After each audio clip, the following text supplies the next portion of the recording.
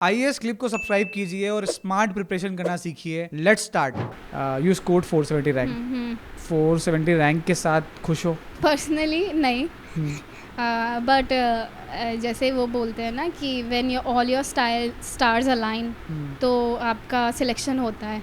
Because पहले मैं luck और इस सब में बिलीव नहीं करती थी, बट जब इस लेवल पे आप पहुंच जाते हो तब आपको पता चलता है कि बहुत सारी चीज़ें जो होती है वो आपके रिजल्ट के आने के लिए सिंक होती है।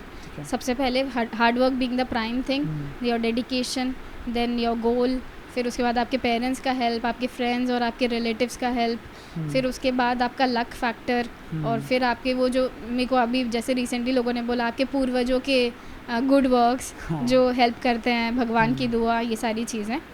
But keeping that aside, list में नाम आ गया है, I have got 470, I am going to get Indian police services. तो पर एक वो चीज़ होता है ना, जैसे मैंने बोला कि मेरी कॉलिंग क्या थी, एडमिनिस्ट्रेशन में काम करना, हेल्थ केयर के लिए काम करना, फार्मर्स के लिए काम करना। तो मेरा जो अभी भी इंक्लिनेशन है that is more to do with the administrative services. तो मे बी एक बार और मैं ट्राई करना चाहूँगी और मैं अपने पोटेंशियल को एक और बार चेक करना चाहूँगी कि अगर कुछ छूटा है इधर उधर, जहाँ पे जैसे आई have got 284 in my optional which is a good score, 250 being the average. तो ऑप्शनल में तो ज़्यादा ट्वीक नहीं करना है, पर एक आध सब्जेक्ट है जहाँ पे जैसे इस बार मैं मेरी रैंक और एक और रैंक के बीच में 71 या 70 रैंक्स का डिफरेंस है, और हमारे बीच में सिर्फ 4 मार्क्स का डिफरेंस है। और अगर मुझे 380 350 मिल जाता तो मुझे आईएएस मिल जाता। तो मुझे लगता है कि मुझे कुछ 10 नंबर या 12 नंबर 15 नंबर बढ़ाने हैं तो मैं खींच सकती हूँ। अगर इस सिचुएशन को हम देखें, आई पर्सनली फेवर दिस कि अगर आपको कोई रैंक मिली है या आपको कोई पोस्ट मिली है एंड अगर उससे बेहतर कोई पोस्ट है जो आप चाहते हो उसको करना, तो you should give a try. Right. ये सेम सिचुएशन हमने रैंक 1 के साथ भी देखा। ही इज़ IITian, ठीक है, आदित्य भैया। Right. He is an IITian। उसके बाद में उन्होंने IT लेफ्ट करके then he come to UPSC, उन्होंने क्रैक किया, he become the IPS officer. अभी वो ट्रेनिंग में है। देन अगेन उन्होंने रैंक 1 लाया और ही बिकम द IAS ऑफिसर। इस सिचुएशन को देखकर कुछ लोग ये बोलते हैं कि यार आपने एक सीट खाई, एक सीट वेस्ट की। पहले आपने IT वेस्ट किया, देन आपने IPS की एक सीट वेस्ट की, now you are at the post of IAS। I see this in a way कि यार ग्रोथ, पर्सनल ग्रोथ हर लाइफ में हर इंसान की रिक्वायरमेंट है, वेदर इट्स अ बिजनेस और जॉब। अगर आप कोई कॉर्पोरेट में जॉब कर रहे हो, you need promotions, you need growth. Whether it's a business, if I have the business और मेरा अगर रेवेन्यू 1 करोड़ पर एनम है, तो मुझे चाहिए कि वो विद इन ईयर और 2 करोड़ 3 करोड़ पे जाए, right. And I am in the favour कि आपको अपनी पोस्ट अपग्रेड करने के लिए पुश करना चाहिए। What's your observation on this and what's your take on this?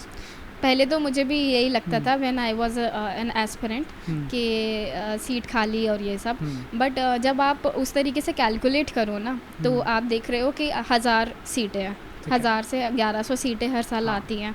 और जब कोई बंदा या बंदी, कोई बच्चा एस्पिरेंट जो है अपने आप को कंपेयर करता है किसी और से, तो वो बोलता है कि इसने मेरी सीट खा ली। But why are you comparing your self with somebody else? क्योंकि वो भी तो अपने पर्सनल ग्रोथ के लिए कुछ चाह रहा है ना। जैसे मैं हूँ, मुझे IPS मिल गया है, बहुत अच्छी बात है। और अगर मेरी रैंक, मतलब मैं चाहती हूँ मेरी रैंक इम्प्रूवमेंट हो, बट अगर रैंक इम्प्रूवमेंट नहीं होगी तो भी मैं इस चीज़ को भी बहुत ही ग्रेटफुली और with gratitude and with love I want to serve, क्योंकि मेरा पर्पज़ यही था। मुझे कुछ और करना होता तो मैं प्राइवेट सेक्टर में पैसे कमा रही होती। तो अगर मैं वो सीट के लिए फिर से परस्यू करूँगी तो मैं अपने हार्ड वर्क पे और अपने वापस जो मुझे ज़ीरो से स्टार्ट करना है, प्रीलिम्स देना है, एग्जैक्टली प्रीलिम्स देना है, मेंस देना है, इंटरव्यू देना है, तो मैं भी आप ही के साथ कम्पीट कर रही हूँ। और अगर आपकी तैयारी उतनी है तो हम दोनों इक्वल फुटिंग पे कम्पीट कर रहे हैं। मेरा IPS बनने का इससे कोई लेना देना नहीं है। और दूसरी चीज़ ये कि आप अपने लिए एक सीट चूज़ करते हो तो 1100 सीटें हैं। If you are worthy enough and you have the capability, तो आपको 1100 में से वो कोई भी सीट मिल जाएगी। Be the rank 1। Exactly, be the rank 1। That's wonderful and I think ये परसेप्शन चेंज होने की रिक्वायरमेंट है इस इंडस्ट्री के अंदर। Alright Ritu, and the second thing that I want to conclude कि अगर ऐसा कुछ होता जहाँ पे ये अनफेयर है, तो मुझे लगता है UPSC का भी अपॉर्चुनिटीज़ देता ही नहीं।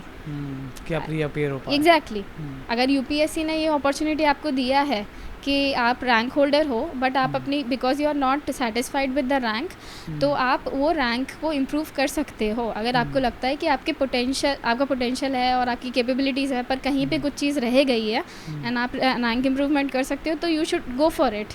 EOL जो एक चीज़ होती है एक्स्ट्रा ऑर्डिनरी लीव, वो यूपीएससी प्रोवाइड करता है। तो I think the best minds have sat there and made some policies, must have thought something. So we at the aspirant level, if we are speculating on these issues, so that we are just wasting our time. IAS clips की इस video को देखने के लिए धन्यवाद। Make sure कि आप इन दोनों वीडियो को भी एक्सप्लोर जरूर करें।